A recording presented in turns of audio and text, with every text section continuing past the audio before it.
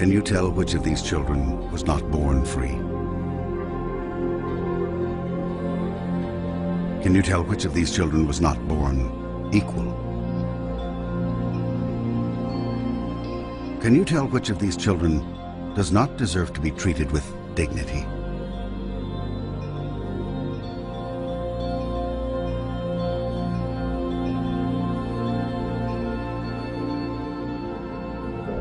We can't either.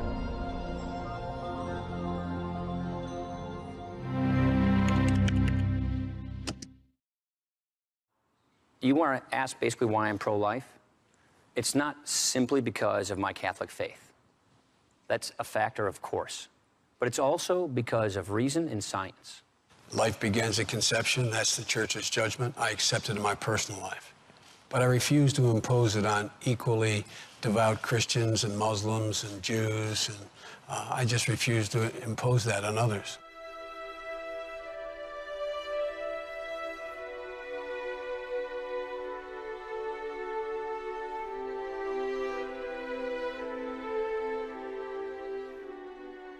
I think in the earliest days of the abortion debate in the United States, if people had to guess which party would have embraced abortion, which one wouldn't have, people would have thought the Republicans would easily have embraced that, and the Democrats never would. So it's really the development of party politics around the issue of abortion is very interesting.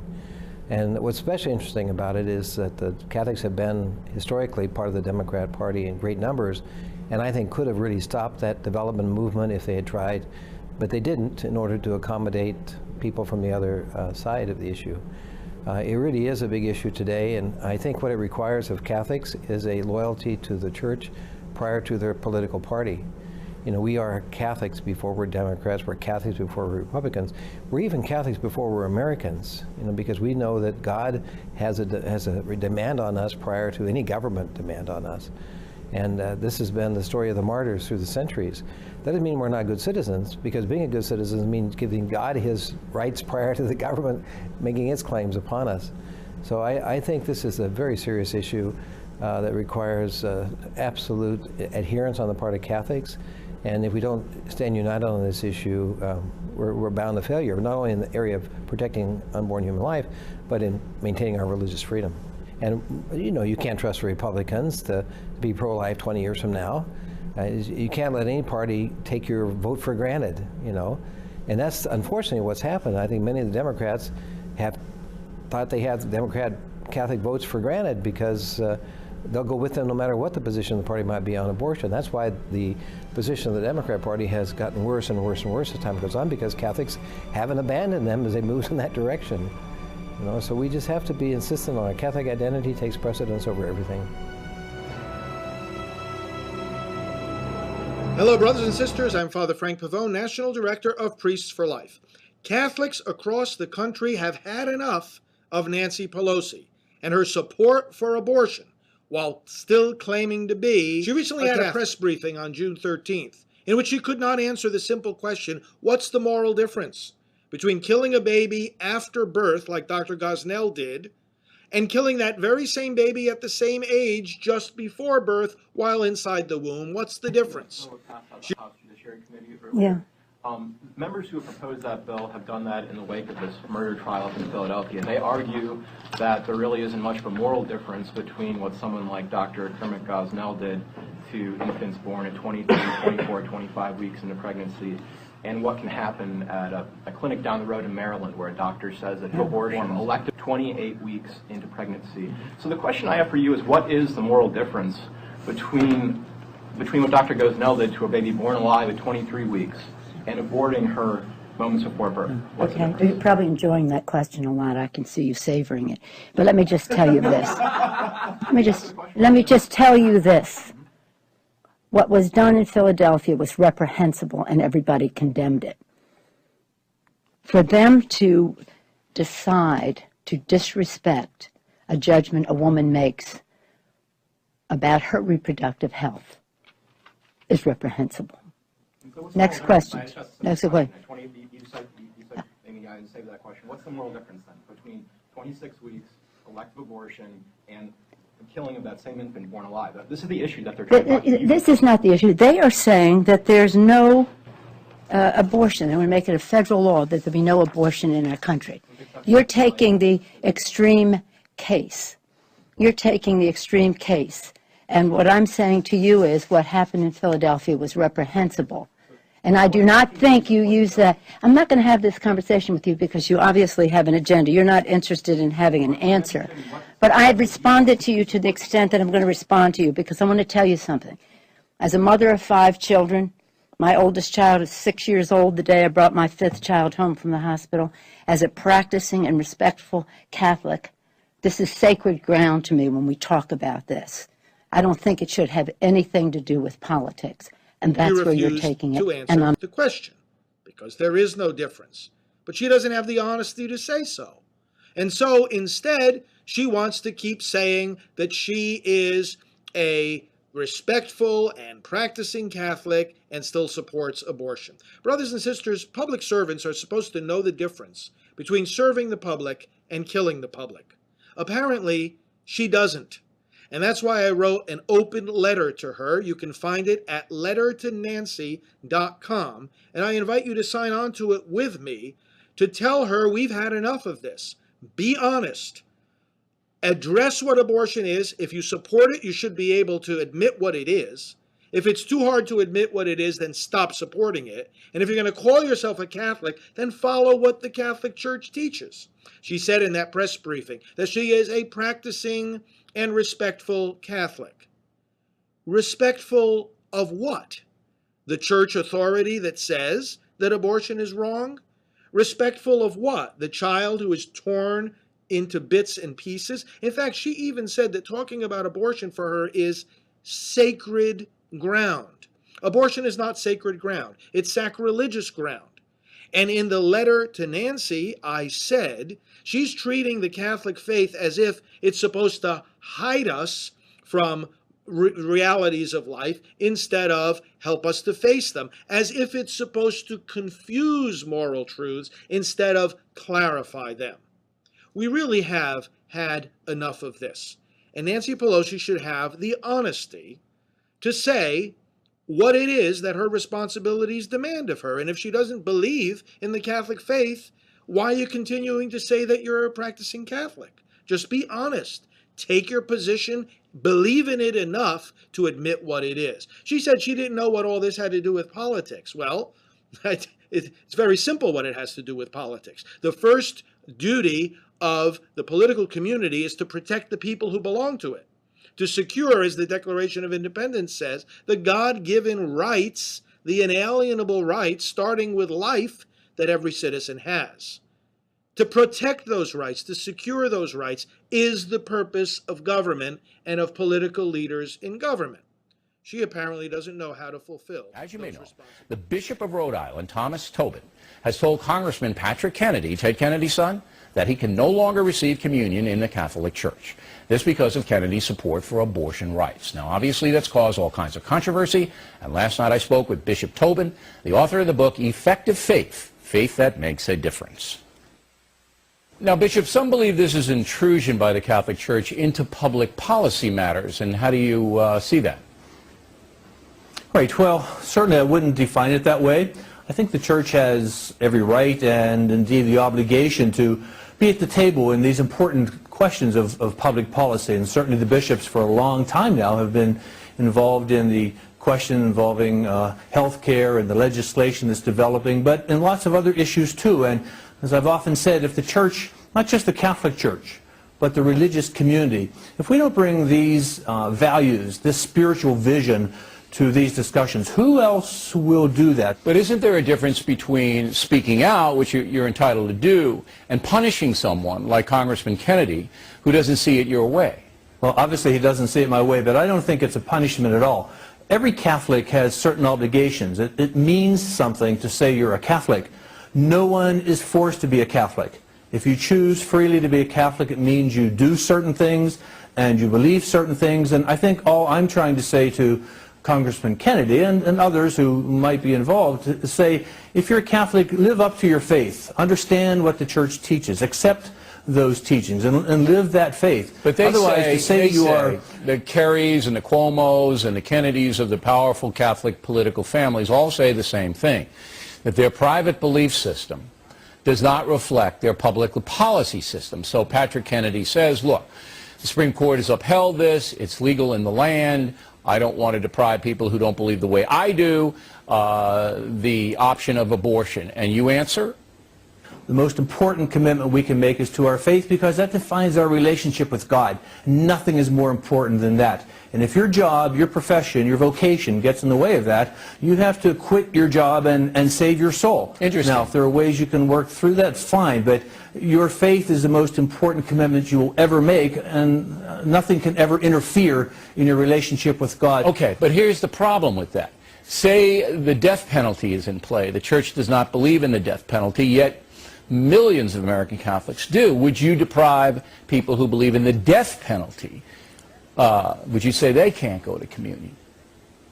No, of course not. First of all, there's... Whoa. You say, of course not. Wait, we're talking about two public policy matters that the church is pretty adamant about. Abortion, no. Death penalty, no. But you say abortion, no communion, but death penalty, okay. That confuses me as a Catholic. Sure. Well, let me try to explain.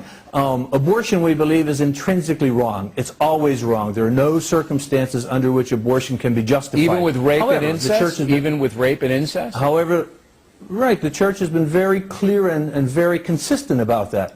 However, the church has also taught pretty consistently the death penalty, while it is not necessary and probably immoral in our time, at least in theory there may be circumstances that allows the death penalty to be a moral option.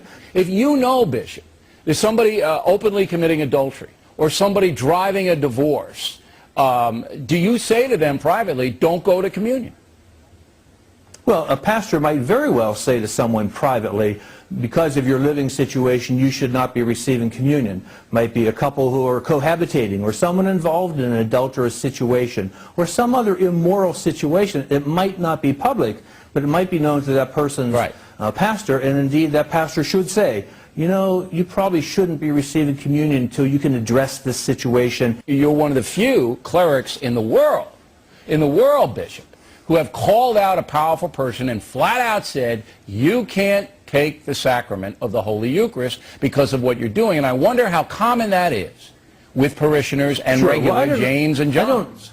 There are lots of Catholics who probably should not be receiving communion because of their personal circumstances, but there might not be the same issue of scandal. When a public person is in a position of power who affects legislation, there's a huge question of scandal. But for other individual Catholics, it might be a situation that they're not in the state of grace, as we say. You've heard that term. They're not prepared to receive communion. And if a pastor knew that, the pastor individually should certainly challenge that person. All right, Bishop, thanks very much. We appreciate it. Once again, we did ask Congressman Kennedy to appear. He has so far declined. It greeted you at birth. It was there for your first step. Your first mistake. Your first kiss. It's with you when you win. When you lose. When you pick yourself up again. In every moment, you can feel it.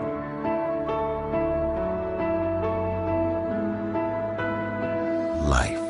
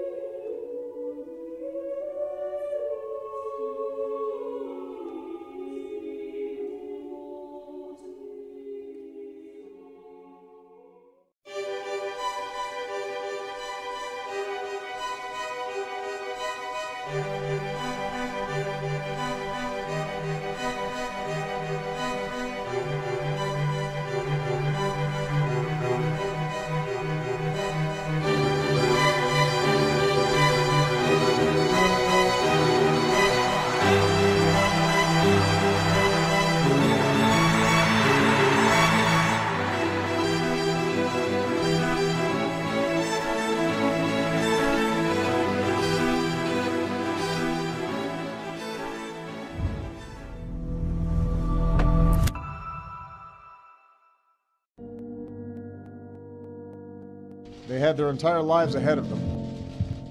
Birthdays, graduations, weddings, kids of their own.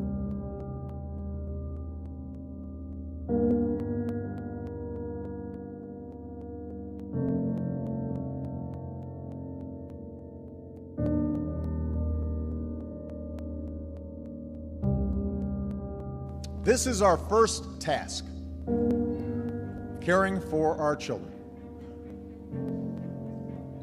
It's our first job. If we don't get that right, we don't get anything right. That's how, as a society, we will be judged. And by that measure, can we truly say, as a nation, that we're meeting our obligations?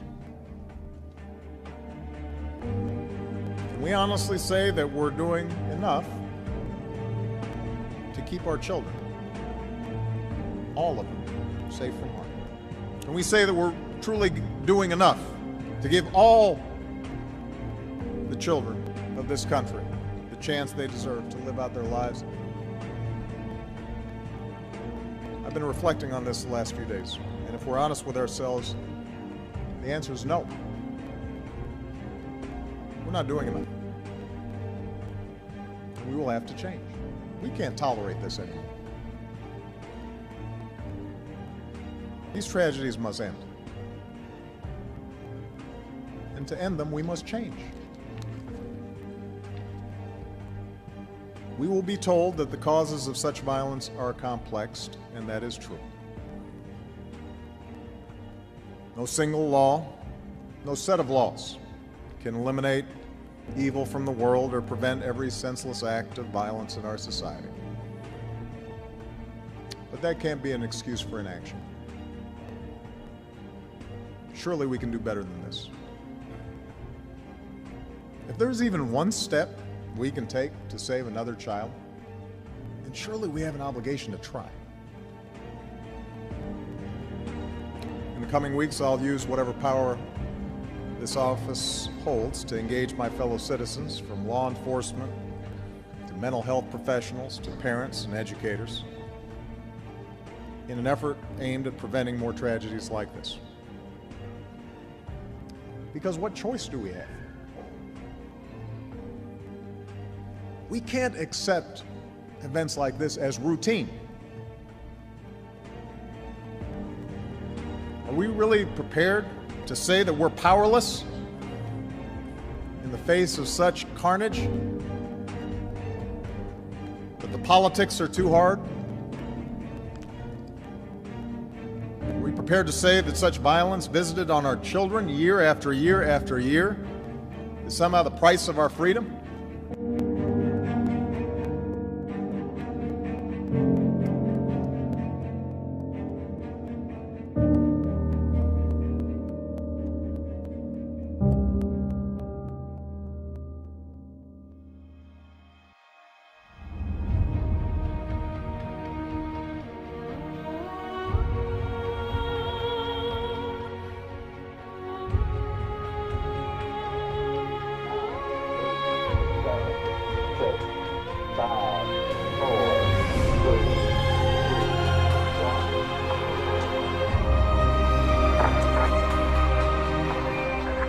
Small step for man, one giant leap for mankind.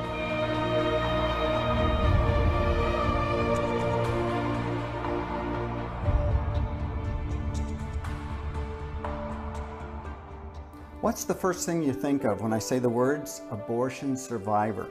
If you said women who've had an abortion, you'd be wrong. Today you're going to meet people who were the intended target of death. Yes, babies who were aborted. Babies escape abortion more times than you realize. And today we're going to put faces to the statistics of a segment of society that's known as abortion survivors. Stay with us. 2 years ago, I interviewed Melissa Oden about her shocking account of abortion survival. In 1977, Melissa survived a failed saline abortion. She was left for dead by the abortionist, but a nurse found her and stepped in to save her life. She was later adopted by a loving family. In the 2 years since our interview, Melissa has continued to share her story and impact many people around the world. She's now focused on finding other survivors and helping them heal. This past year, she founded the Abortion Survivors Network to bring together survivors who are ready to share their stories. What led you to found the Abortion Survivors Network? You know, certainly I think when I last spoke with you and I started to get those emails, and I'm not just talking 1 or 2 emails, and over time, no matter where I've gone, no matter what I've done, those emails have kept coming in. And so I knew that this was a huge part of what I'm called to do in this world, because just like I spent so many years thinking I must have been the only one, all of those survivors had the same response. Thank you for coming forward. Thank you for speaking out. I've always thought I was alone. And I want other survivors to be able to know they're not alone. I want them to have an opportunity to heal, to find support from other survivors. What is the mission of your organization? You know, first of all, to educate the public about abortion and about abortion survivors. You know, the amount of traffic that our website has seen since this spring has survived has just surprised me. And to hear the public's responses, I can't think of one negative comment that we've gotten through our website in 6 months. But the ones that I can't count, because they are so many, are the ones that say, thank you. I had no idea. I'm going to share this with other people in my life. What kind of comments, I'm curious, do you get from other people in your group who have survived abortion? You know, the responses from other survivors have been very moving for me and have really changed even my life. Because from so many survivors that I hear from, a lot of them have been raised in their biological families by the parents who had the failed abortions. And to hear about the struggles that they've gone through, the difficulties, you know, what it's been like to be told, couldn't you have just died like you were supposed to? You know, we tried to end your life. And there have been survivors who have lived their entire lives being ridiculed. And why? Because of someone else's own pain, someone else's own guilt, you know, the way their own family feels about what they did that didn't succeed. So those responses really have shaped me in a way that I never saw coming. And I want them to be able to find kind of a family within us that maybe that they didn't have before. Are you providing counseling to these people who need it? I do outreach with people one-on-one, and I get them in touch with other survivors in the group who I feel like are a good match for them. And right now I'm still working to find a network of counselors who we can regularly refer to, who can deal with the kind of issues that a lot of us as survivors have. Melissa, many people feel that somebody surviving an abortion would be a very, very rare thing indeed. Do you have any idea of how many people have survived the abortion? If people visit the Abortion Survivor Network website, they can see on the Failed Abortions Get Educated page or Get Informed, they can read the statistics through Real Choice that say, based on failed abortion rates through the Centers for Disease Control, it's estimated minimally that there could be 44,000 other late-term abortion survivors in the U.S. alone. Really? And certainly based on my own experiences, you know, everywhere I go, every event that I do, there are survivors or people who know survivors in the room, whether they talk about it or not openly. And so I would say, even just based on my own experiences, that number could very well be at that or higher. Coming up, we'll meet an impressive young man who survived an attempted abortion.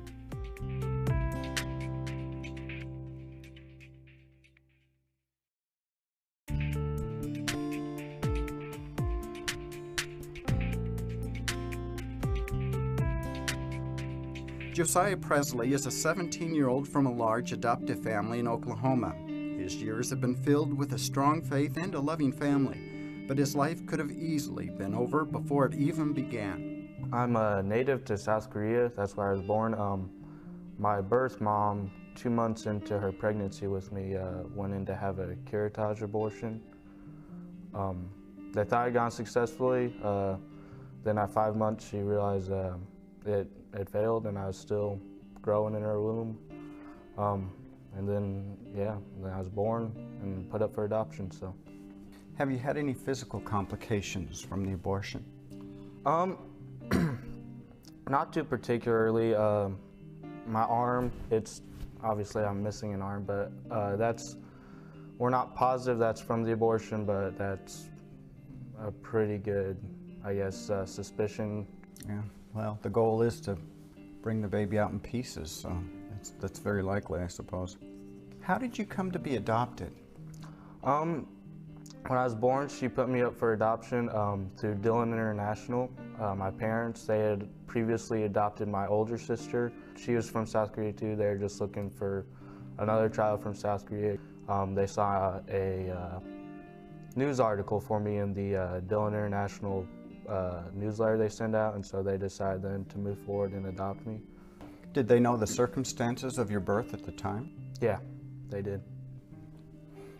Did that affect their desire to adopt you in any way? They said when they saw the article, they knew that I was going to be their child. They wanted to adopt me. So every little detail was a God thing, wasn't it? Yeah, it definitely was. When did you find out, Josiah, that you were an abortion survivor? I think I was about 11 or 12 when my parents told me. How did that revelation impact you? It hurt a lot. It really hurt a lot. Up to that point, my parents, you know, as a kid, they asked me if I'd ever wanted to go back to South Korea, see if I could find my birth mom or anything. Up to that point, I had said I'd wanted to, you know, I think that's something I'd be interested, but actually when they told me that, that completely wiped away any desire I had to go back to visit her or try to find her. It built up, I guess, anger towards my mom for doing that, just because, you know, growing up in a Christian home, you always know that, you know, when a woman's pregnant, it's a baby inside her, it's a person, you know. My parents are very pro-life, and so I always knew abortion was wrong and it was murder, and so the fact that my mom had tried to do that to me just really hurt a lot. Made me very angry about it. Do you struggle with forgiveness for her today? As I've grown older, I've come to the conclusion that that's between her and God, you know, and so I've come to forgive her, but you know, I've realized that it's probably harder for her than it is for me, because I think that at the heart of every woman, you know, who has an abortion, you know, everyone knows.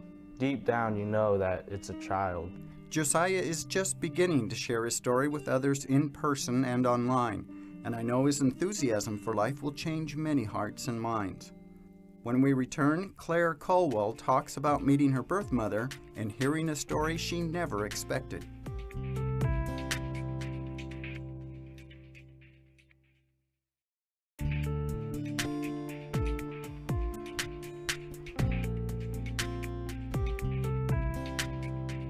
The 24-year-old Claire Colwell from Austin, Texas, grew up knowing she was adopted. In 2009, with the support of her adoptive parents, she began searching for her birth mother. Claire eventually found her, and their first meeting was a wonderful reunion.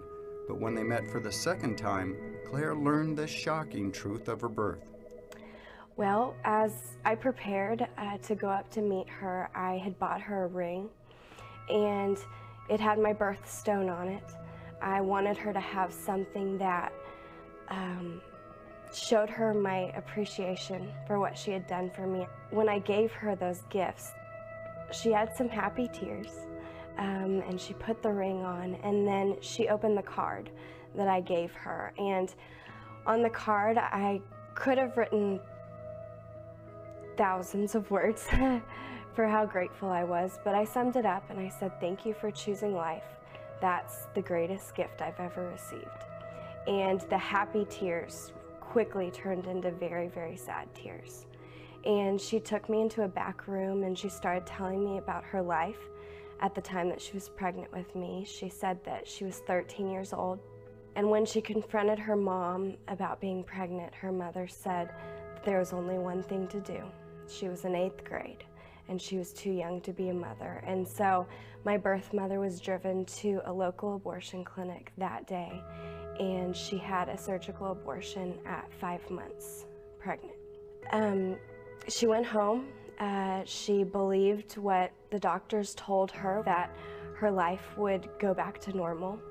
And my birth mother's life never went back to normal. In fact, 4 weeks later, she was in gym class with her best friend, and her friend said, you know, things don't seem right. You seem to still be growing. Maybe you should go get this checked out. And so her mother took her back to that same abortion clinic, and the abortionist said that her abortion had been successful, but that she was still pregnant.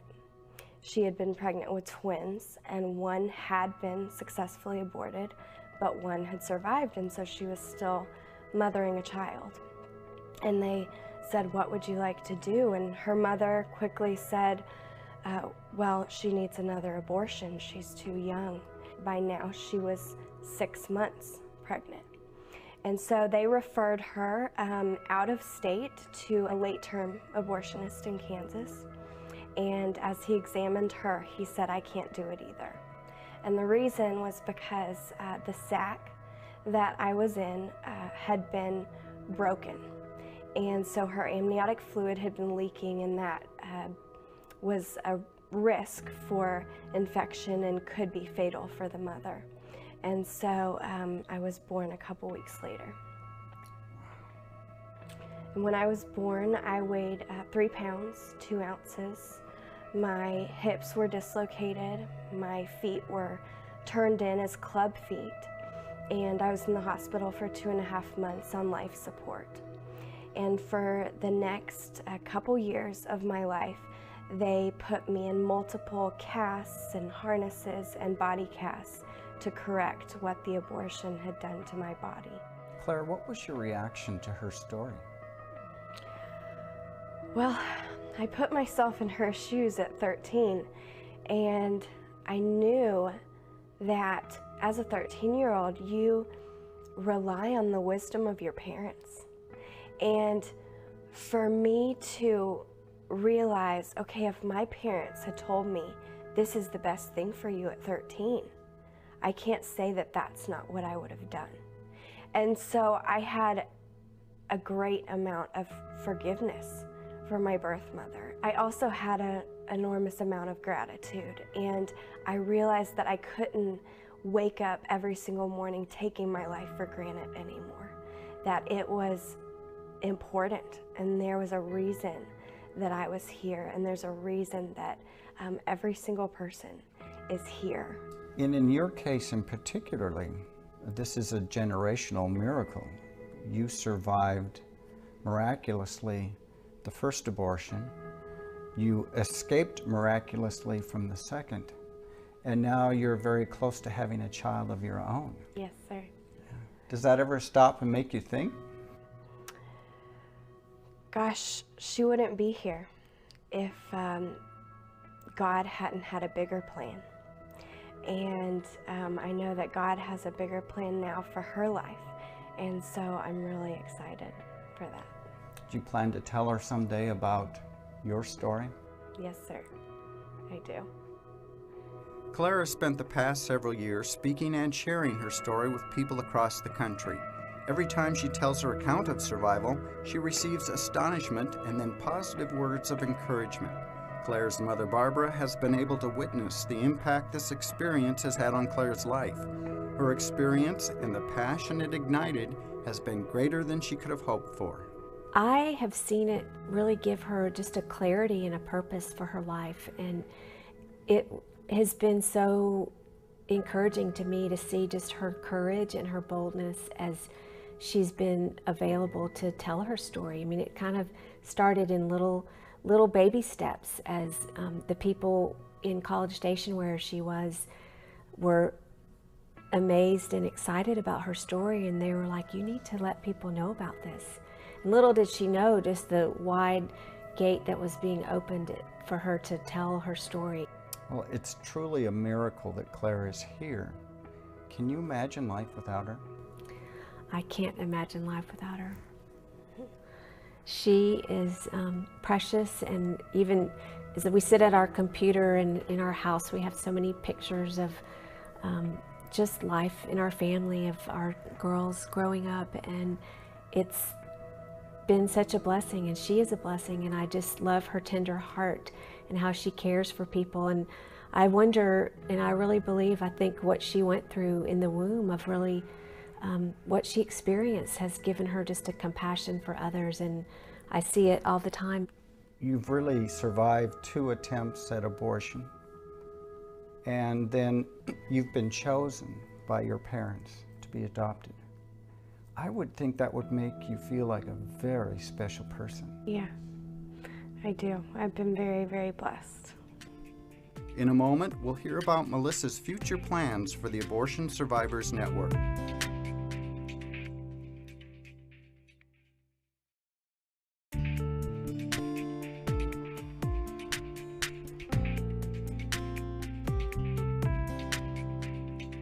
Stories like Melissa's, Josiah's, and Claire's are more common than most people realize. Melissa hopes to continue finding these individuals, helping them, and possibly sharing their stories. It's by seeing their faces and hearing their stories that many more hearts and minds will truly be changed. You know, my goal is, you know, first of all, to let it be whatever survivors need it to be for them. You know, as I did this, I knew that it was what I was called to do, but I want it to be what other survivors need. So that's very important to me. This is a real game changer for the pro-life movement, don't you think? I really think it is a game changer, even for the pro-life movement. You know, when I first came forward back in 2007, you know, there were kind of some responses to me that said, oh, that's great, nice to meet you, but there's already been an abortion survivor before. That's wonderful. But we are all unique individuals who I believe our lives were saved for a great purpose and great reason. And so I think that that has really given pause to the movement to say, wow, this is amazing. There isn't just one, there isn't just 2 or 3. We're talking hundreds, if not thousands. And you know, what can they do to change the landscape? What can they do to start a conversation that's maybe never been had before? Claire, what would you say to the woman who feels that her situation is bleak and she has nowhere to turn but to abortion? Abortion is not your answer. You do have somewhere to turn. There are so many of us that are willing to talk to you, willing to help you, and willing to meet the needs, or try to meet the needs that are preventing you from following through with the pregnancy. You will never regret giving someone the gift of life, no matter if it ends in parenting or adoption. You'll never regret giving the gift of life. What is your message to perhaps an abortion survivor who's watching this program? You know, first of all, you're not alone. And I hope that that brings that survivor peace, to know that there are other people who understand what it's like and have been able to heal. Whether or not people choose to come forward or do something to get involved, that is their personal choice. But I want people to know that there are individuals available who will support them, who will come alongside them and do whatever we can to be of assistance, no matter what they're going through. Do you think, Claire, that your story will have an impact on the future of whether abortion remains legal or not? I think it can, yes. I think that those of us who have been affected by abortion, whether you're post-abortive, whether you drove your girlfriend to have an abortion, whether you know somebody who had an abortion, or people like me who have personally survived an abortion, I believe that the stories are what is going to end abortion. You may be asking, why don't the media talk about these dramatic stories of abortion survivors? Maybe it's because they're sympathetic to abortion, and people like Josiah, Melissa, and Claire undermine their strategy of always putting a positive spin on killing the unborn. But after today, you and I know yet another dark reality of abortion. Please share what you've learned with others.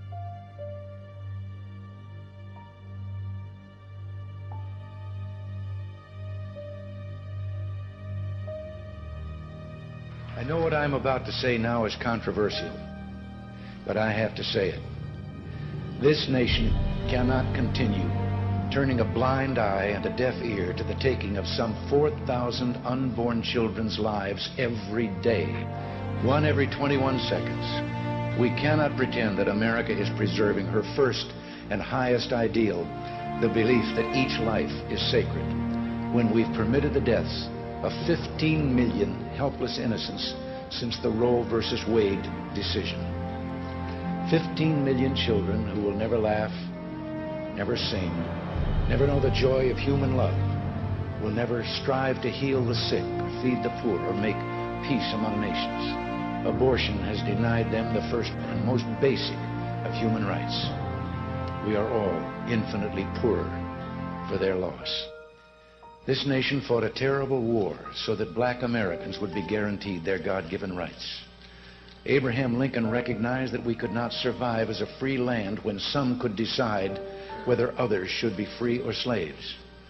Well, today, another question begs to be asked. How can we survive as a free nation when some decide that others are not fit to live and should be done away with? I believe no challenge is more important to the character of America than restoring the right to life to all human beings. Without that right, no other rights have meaning. Suffer the little children to come unto me and forbid them not, for such is the kingdom of God. I think we're making progress in upholding the sanctity of life of infants. I've asked for your all-out commitment, for the mighty power of your prayers, so that together we can convince our fellow countrymen that America should, can, and will preserve God's greatest gift. We are a government of, by, and for the people. And people want a constitutional amendment to restore the rights that were taken from us. Let us encourage those among us who are trying to provide positive alternatives to abortion. And with your help, we can win, and that will be a great victory for our children.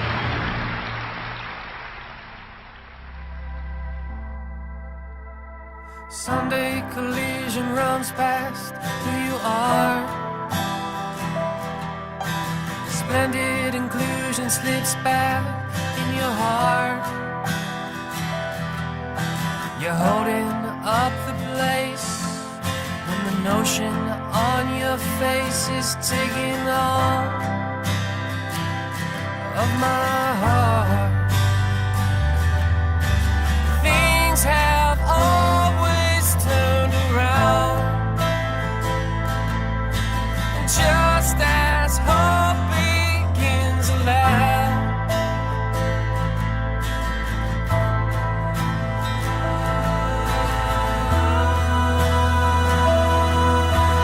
Instantly impact changing for the good. Into inquire how to heal the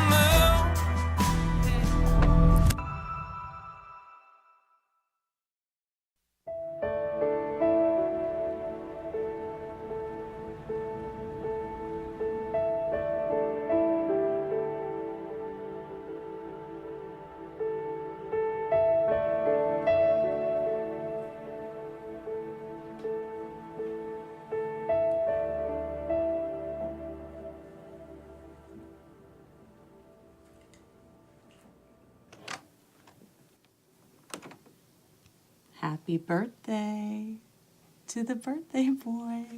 Good morning to the birthday boy. The birthday boy won't wake up on his own birthday.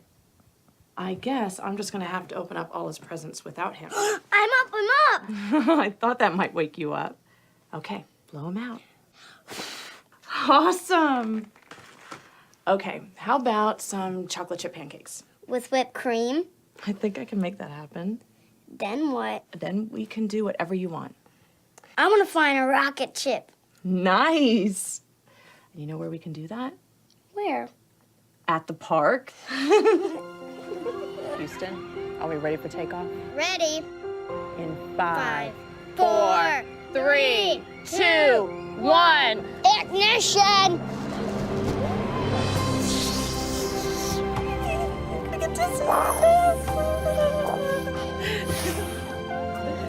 We're on Jupiter now. Right, we're on Jupiter. Okay. Why don't you? Oh, Jupiter does not have any gravity. Okay. Oh. I see a green, big alien mess. Make a run for it. Oh, good job. Be careful. I'm gonna get you. I'm gonna get you. No, I don't think so. Oh!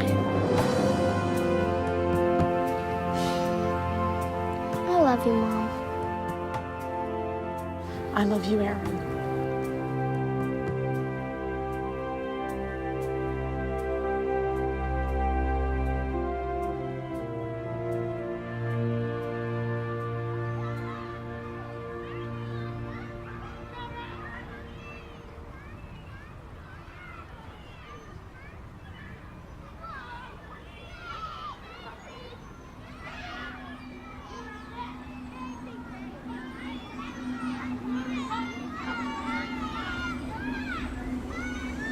Aaron?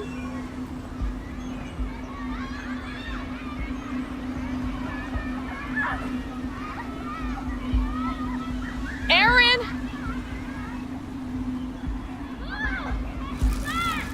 Aaron!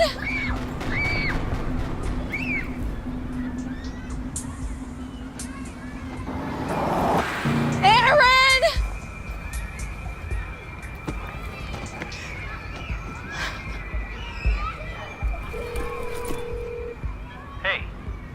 I can't find him. He's gone. What happened? He was on the swing, and I looked away for 1 second, and when I looked back, he was gone. Who? Aaron, our son. Honey, we don't have a son. What? We decided not to have it. That's not possible. Look, we have this conversation every year. I'm sorry. I didn't realize it was today. His name is Aaron. And he loves rocket ships, and he wants to be an astronaut. He has beautiful blue eyes. He called me Mom, and he told me he loved me. Today's his birthday.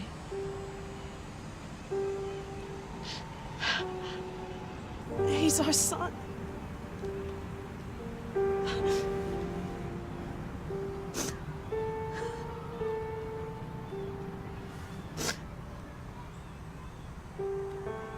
I love you, Mom. I forgive you.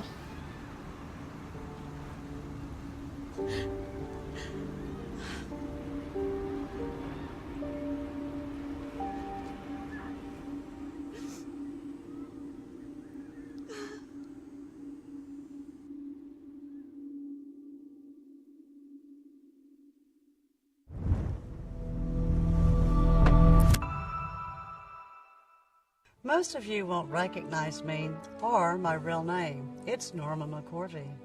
I'm also known as Jane Roe, the plaintiff in the Supreme Court case, Roe v. Wade, which legalized abortion in America and changed our nation in an unprecedented way. Back in 1973, I was a very confused 21-year-old with one child and facing an unplanned pregnancy. At the time, I fought to obtain a legal abortion, but the truth be told, I have 3 daughters and have never had an abortion. However, upon knowing God, I realized that my case, which legalized abortion on demand, was the biggest mistake of my life. You see, abortion has eliminated 50 million innocent babies in the U.S. alone since 1973. Abortion scars an untold number of post-abortive mothers, fathers, and families too. You read about me in history books, but now I'm dedicated to spreading the truth about preserving the dignity of all human life, from natural conception to natural death. Pro-life. What is it? Is it merely to believe that every human being, every single human being has dignity and an incalculable value? What does it mean to really be pro-life? Is it a state of mind? Is it merely being brought to tears at the thought of an innocent child being disposed of like damaged property? What does it mean to be pro-life? Is it a commitment to activism? Is it merely going outside an abortionist's office, praying and providing counseling to young women? What does it mean to be pro-life? Is it a political question? Is it merely voting for the right candidate, picking the right judge, voting for the right party? Is it a religious question? Is it merely going to church, worshiping the Lord, praying for aid and comfort for the needy? Is it a moral question? Is it merely to do what is right, to do what is written on our hearts and do it now? Is it a scientific question? Is it only about our understanding of human physiology, facts, and figures?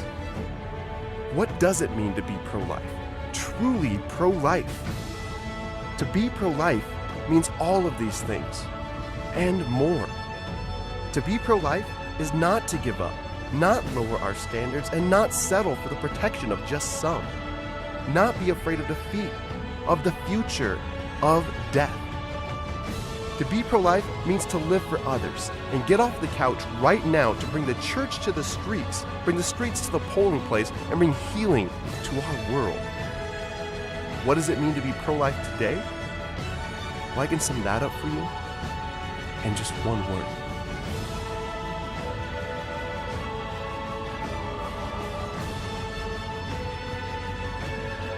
I think it's one of the most important issues we face. It affects everything. Abortions, Cloning, euthanasia, assisted suicide, Stem cell research, eugenics. When do we have value? Who decides? Is it influenced by age, race, or ability? Who is a person? Personhood, the recognition that all human life is precious, that every person has the right to life, from their earliest biological creation to natural death. Personhood is about the foundation of our belief in the dignity of human life. And it's a look at what makes us human, what it means to be human, what rights all human beings should have. Personhood is the advancement of the Christian doctrinal position of Imago Dei, the image of God in man. It's where we ask government to recognize what God has already done, which is create an inalienable right to life for all innocent humans from their earliest biological beginning through natural death. We respect people for the simple fact that they're human beings. We don't respect a person, we don't take somebody's rights away because they're less intelligent than we are, or because they're not as good an athlete as we are. Part of the beauty of personhood is that there are no exceptions. You wouldn't say that a child like me who was conceived and raped isn't a person. So why should we say that an unborn child who is conceived and raped is not a person?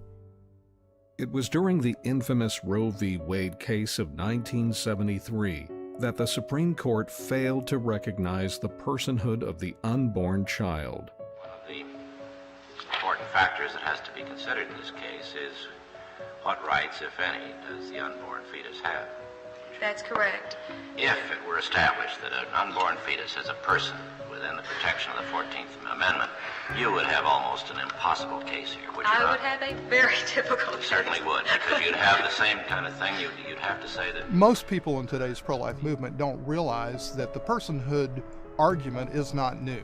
It grew out of the discussion at the Supreme Court level in the 70s, in the Roe versus Wade case, where personhood was central to the argument of what is the fetus. That indicates the importance of what was done in 1973, which was to separate the human being from the human person. Once you do that, it's just a question of what group you want to divest of their rights.